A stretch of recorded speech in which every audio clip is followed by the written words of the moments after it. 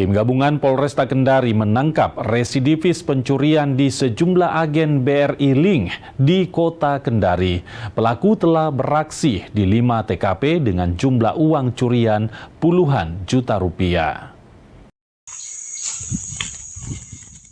Pelaku berinisial SU ditangkap di rumah rekannya di Jalan Abeli, Kelurahan Potoha, Kendari.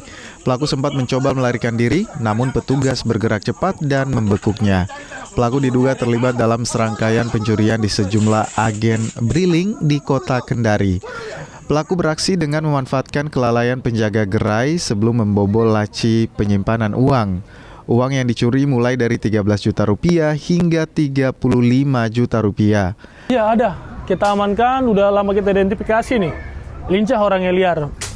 Tapi berhasil kita amankan, kita tangkap di salah satu rumah temennya di daerah Abeli ya. Habis itu kita amankan, kita interogasi ya.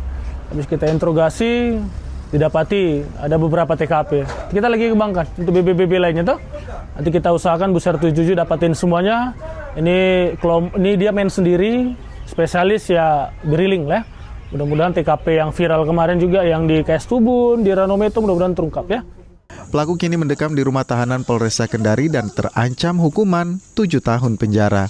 VJ Silvian Sakia, Kompas TV, Kendari, Sulawesi Tenggara.